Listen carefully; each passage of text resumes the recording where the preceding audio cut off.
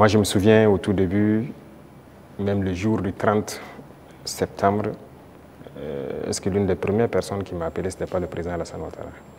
Et après, son petit frère est venu par 2 fois nous voir et tout ça. C'est vrai, on peut dire que les relations étaient bonnes, mais il a voulu qu'on suive une certaine direction. Mais comme vous avez dit, en tant que révolutionnaire, nous savons que nous ne sommes pas là pour ça. Nous, nous étions là pour la révolution. Et la révolution, c'est une rupture. On ne peut pas suivre une certaine politique. Et donc, petit à petit, les relations ont commencé à ne pas aller. Et comme vous l'avez constaté, tous ceux qui ont voulu peut-être certains privilèges, quoi que ce soit, n'ont pas eu, se sont mis à se mettre contre nous, se sont déployés là-bas, sont entretenus, sécurisés et tout.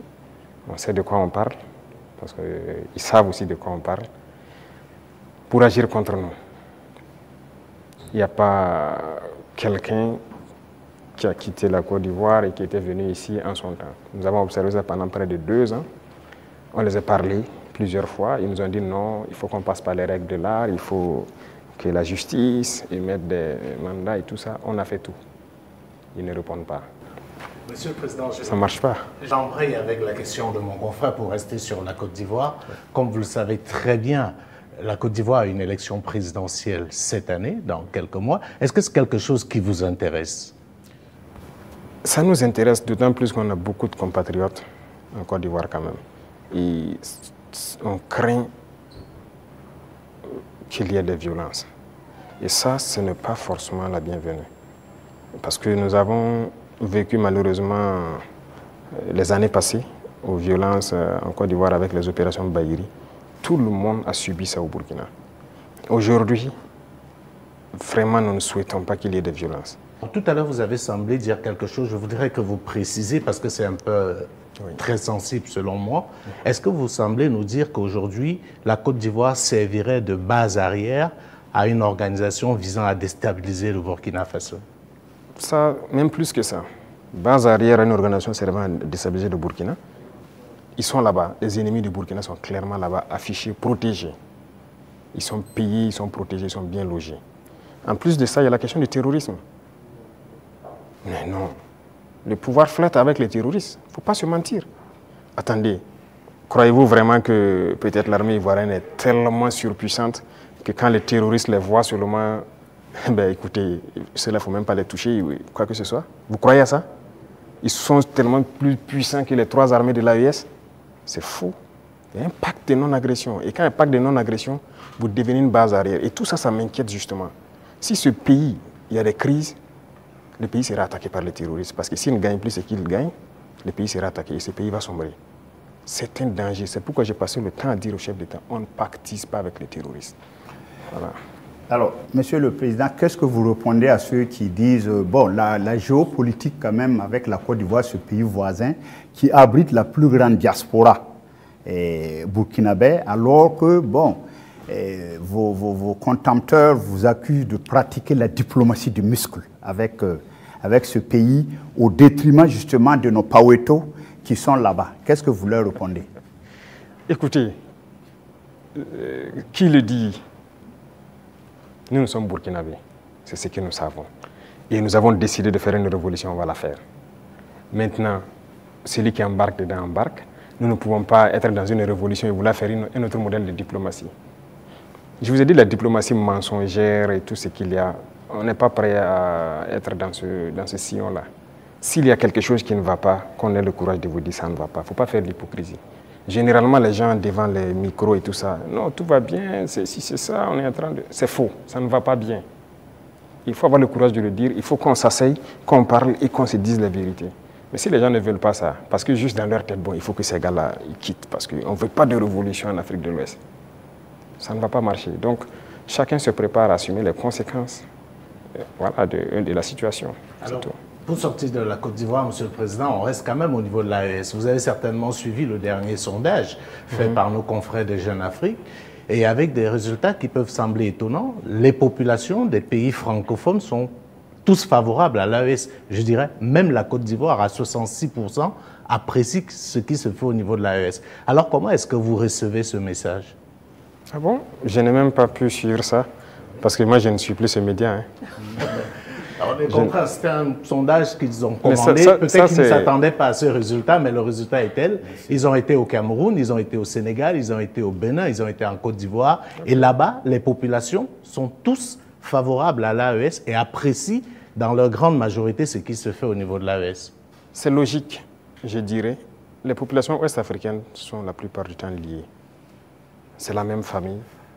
C'est le colon qui nous a divisés. Hein. Et quand les gens voient qu'on essaie de s'unir, ça ne fait qu'inspirer, ça ne peut faire que plaisir. Donc moi, ça ne m'étonne pas que ces populations apprécient. Et ce qui m'étonne, c'est le fait qu'ils aient publié. Pourquoi ils ont publié ça? Ça donne de la réflexion. Quand vous commandez une enquête, c'est connu. Après, vous êtes obligé de publier les résultats. Bon, peut-être ça. Voilà. Mais il faut faire attention à ces gens parce que... Je suis totalement d'accord avec vous, voilà, sinon, je suis d'accord, c'est normal, c'est logique. Avec la permission de Dieudonné, je voudrais vous poser une question concernant justement votre relation avec une autre organisation. Qu'est-ce que vous faites encore dans l'Union africaine? Bonne question. Alors, je dirais que notre situation dans l'Union africaine est tellement passive qu'on ne sait pas si on est dans l'Union ou si on n'est pas dans l'Union. On nous a suspendus depuis, personne ne nous parle. C'est vraiment un silence radio. Donc alors, moi je ne sais pas si je suis dans l'Union ou pas. Mais est-ce qu'il ne faudrait pas marquer le coup en posant aussi un acte historique, comme cela a été le cas avec la CEDEAO, en claquant la porte à une institution qui visiblement ne sert pas à grand chose? J'ai eu à discuter avec un diplomate de cette organisation. Et après, nous avons vu qu'ils ont nommé un médiateur, le président burundais, qui devrait même venir ici la semaine passée, je pense, mais après, il y a eu question d'agenda avec nous. Et on l'attend, on veut l'écouter d'abord, parce que nous-mêmes, nous voulons savoir pourquoi ils se comportent comme ça. Parce qu'on ne peut pas prendre une décision sans savoir leur motivation. Pourquoi ils ont décidé de nous exclure? Pourquoi ils se comportent comme ça avec nous? Si on a leur motivation, là, si on quitte, on pourra expliquer à nos peuples, voilà ce qu'ils ont dit, voilà les raisons. Et donc, nous, on décide de quitter. C'est la même chose que la CEDEAO. On a quitté, mais si on nous demande pourquoi on a quitté, on peut vous expliquer. Mais aujourd'hui, si on quitte l'Union et qu'on nous demande, nous-mêmes, nous ne savons pas pourquoi ils nous ont suspendus. Pourquoi ils se comportent comme ça. Certes, ils ont dit qu'on est anticonstitutionnel, mais au jour d'aujourd'hui, je pense que... Monsieur le Président, vous pouvez aussi quitter parce que vous estimez que c'est une organisation qui travaille contre les intérêts de l'Afrique. Je ne pense pas que l'Union africaine peut être dans une posture révolutionnaire comme celle que vous menez. Non. Par respect pour certaines personnes, voilà pourquoi j'ai dit j'attends que le médiateur qui a été nommé, qui a déjà envoyé son émissaire, prenne contact avec nous. Nous l'attendons. C'est par respect vraiment pour ce président. Nous l'attendons qu'il vienne, qu'on discute, qu'il nous dise ce qu'il y a et nous lui dirons les conclusions de nos débats. Monsieur le Président, on va aller au bord de la mer Noire, en Russie. Alors, la science a l'art de ces instruments. Vous avez fait des études scientifiques. Alors, lors d'un séjour à Moscou, vous avez demandé au patron du Kremlin de nous apprendre à pêcher le poisson au lieu de nous donner le poisson, le transfert des technologies.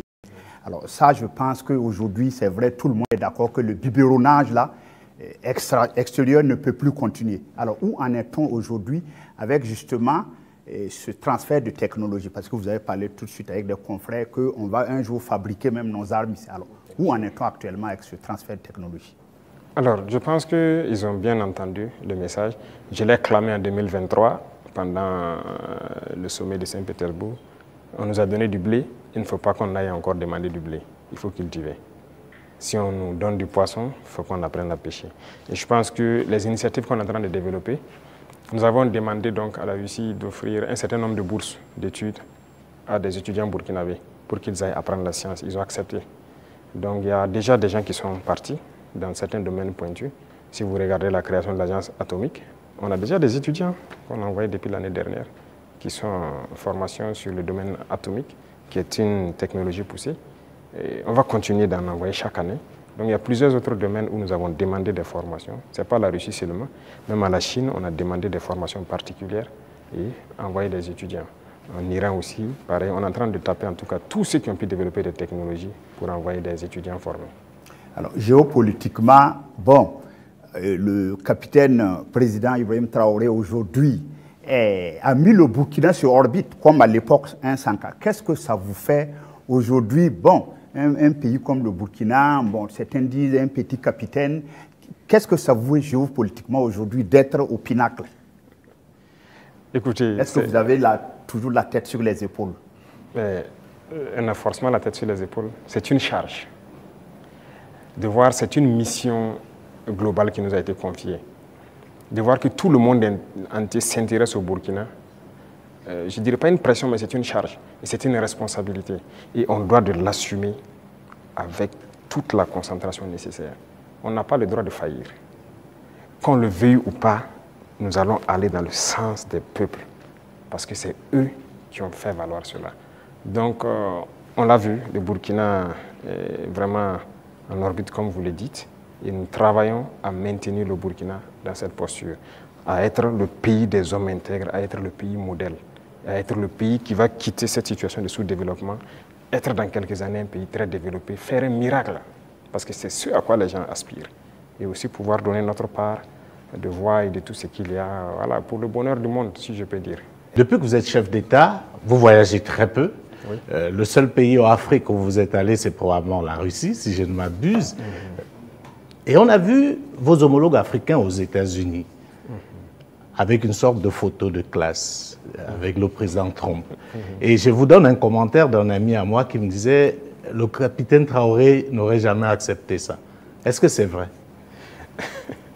Écoutez, moi je voyage peu, comme vous l'avez dit. Et je suis parti en Russie 2 fois, mais pour des objectifs bien précis. Il se peut que j'aille vers d'autres partenaires pour des objectifs bien précis. À part ça, je ne compte pas aller faire le tour du monde comme les autres le font. Parce que pour moi, il faut rester concentré, travailler pour son pays. Le président Trump lui-même, il a dit « America first ». C'est l'Amérique d'abord, il travaille pour les intérêts des Américains. Et donc moi, je travaille pour les intérêts des Burkinabés. Si je n'ai pas d'intérêt là-bas, qu'est-ce que je vais aller faire? Alors, l'un des grands sujets géopolitiques actuels, c'est bien sûr le conflit israélo-palestinien. On voit des États prendre de plus en plus position. On a vu des États occidentaux, européens, pour ne pas les nommer, dire qu'ils vont reconnaître, et c'est un signe fort, l'État palestinien. Mais comme d'habitude, l'Afrique est quasiment silencieuse. Elle est dans la position attentiste. Est-ce que vous, du Burkina, vous pouvez donner une position qui permet de comprendre un peu ce que pense l'Afrique par rapport à ce qu'on est en train de vivre aujourd'hui dans la bande de Gaza? Je ne peux pas vous donner une position qui permet de voir ce que pense l'Afrique. Certains Africains, ou certains dirigeants africains. Parce que beaucoup de dirigeants africains ont une autre manière de voir les choses. C'est le malheur de l'Afrique, si je peux le dire, on n'est pas unis. On ne voit pas de la même manière. Certains ont peur, certains on les met liés, certains sont là pour les intérêts d'autres personnes. Écoutez, l'Occident a amené des gens qui ont grandi chez eux, tout faire chez eux, venir les mettre chefs d'État en Afrique. Donc c'est eux qui contrôlent tout ça. Et donc l'Afrique ne peut pas avoir une opinion. Mais je sais qu'au fond de tout un chacun, personne n'aimerait voir ce qui se passe là-bas, se passer chez lui. Mais malheureusement, sur le continent africain, il y a une situation pareille. Au Congo, qu'est-ce qu'on fait même pour le Congo? En République démocratique du Congo. Ça fait combien de millions de morts? Depuis combien de temps? Nous-mêmes, nous sommes en guerre. Est-ce que vous avez vu des pays africains même porter la voix pour le Burkina depuis les 10 années passées? C'est rare. C'est rare. Donc, l'Africain a ce problème-là. Pendant que quand vous voyez en Europe, ils ont un problème. Tout le monde est uni, les gens arrivent à rapidement trouver des solutions. Les États-Unis, c'est pareil. Mais l'Afrique a ce problème. Vous voyez, ça fait 10 ans que nous on se bat. Vous n'avez pas entendu quelqu'un porter la voix du Burkina au niveau des institutions internationales et quoi que ce soit, ni le Mali, ni le Niger. Nos populations meurent, ce n'est pas leur problème. Congo, ça meurt, ce n'est pas notre problème. La dernière fois, j'ai essayé dans une de mes paroles d'essayer de parler pour que... Ça fait combien de millions de morts? Le Soudan, regardez comment il se déchire. Il y a beaucoup de conflits sur notre sol déjà et on n'arrive même pas à porter la voix. Donc, comment on va aller porter la voix des autres? Donc, il faut que nous, Africains, on se réveille. Est-ce que le Burkina peut reconnaître un État palestinien? Est-ce que le Burkina est prêt à reconnaître l'État palestinien? Pourquoi pas? C'est un État. C'est un État. Pourquoi on ne va pas reconnaître un État palestinien? Non, moi, ce qui se passe, c'est très grave. Et je pense que l'État palestinien existe et doit exister. Sinon, cette guerre ne finira jamais. Là où nous partons, ça ne finira jamais. Pendant que vous croyez que ça va finir, ça reprend de plus belle. Et on va continuer comme ça. Mais je pense aussi qu'il y a beaucoup de parts de responsabilité des pays autour là-bas. Parce que c'est leur région et les gens doivent pouvoir donner la voix pour trouver une solution à ce conflit. Voilà. Et quant à nous, on continue de se battre ici. L'État burkinabé qui doit demeurer, c'est ça qui est le plus important. Et on se bat pour notre État burkinabé. Voilà, Monsieur le Président, nous sommes donc au terme de ces 90 minutes face à la presse. Merci pour votre disponibilité et merci pour cette belle opportunité offerte à la presse nationale et internationale. Mais avant de nous séparer, Monsieur le Président, est-ce que vous avez un message particulier à l'endroit du peuple burkinabé à l'orée du 3e anniversaire de votre accession à la magistrature suprême? Pour le peuple burkinabé, ça fait 3 ans que nous sommes là et qu'on chemine. Et j'ai d'abord des mots de remerciement. Des remerciements du fond du cœur. Parce que le peuple est resté concentré. Concentré pour écouter le message qu'on a véhiculé. Parce que l'une des armes importantes que nous avons utilisées, c'est aussi la communication. Et parce que nous avons compris que les impérialistes ont toujours utilisé la communication pour détruire l'Afrique. Parce que tout ce qui se passe comme conflit, ce sont des manipulations. Ce sont des manipulations. Regardez, je prends encore le cas du Soudan. 2 groupes sont manipulés par des puissances. Faudrait-il pas à un moment donné qu'on se parle, on s'assoit, on exploite nos ressources ensemble, on fait vivre nos populations, on va continuer à se déchirer? Tout ce qui s'est passé comme assassinat de leaders politiques en Afrique, les guerres et tout, c'est à travers la communication qu'on a manipulé. Et la communication est très importante. Et ça, le peuple burkinabé a été concentré pour percevoir le message. Et nous continuerons de communiquer pour les faire comprendre ce que nous faisons et vers où nous partons. Ça, c'est le plus important. Deuxième chose, je remercie Dieu aussi, qui a permis à ce que nous puissions, en tout cas malgré la guerre, poser des actes et communiquer sur ces actes pour que le peuple comprenne qu'un lendemain meilleur est possible. L'espoir est permis. Et tant que les gens garderont cet espoir, on va y arriver au point où nous souhaitons. Et la dernière chose, c'est cette situation sécuritaire qui est là, de rassurer que la guerre va finir au Burkina Faso. Nous vivrons en paix, nous ferons ce que nous avons à faire de nos richesses et nous allons nous développer. Ça, c'est une certitude. Le rêve que nous avons pour le Burkina Faso, nous allons l'accomplir. Nous continuerons les derniers bastions importants du terrorisme, nous allons continuer à les conquérir, comme ce qu'on a pu faire en 2025 avec cette grande vallée qui était un gros réservoir économique pour les terroristes que nous avons récupéré. Il y a plusieurs autres endroits où l'orpaillage terroriste continue et tout, pour les ravitailler. Nous allons récupérer toutes ces zones et l'espoir est permis. Donc, bon courage à tout le monde, et restez concentrés, résilients, et on continuera à se parler. C'est ça le plus important. Une fois qu'on se parle, on se comprend et on avance. Merci. Merci.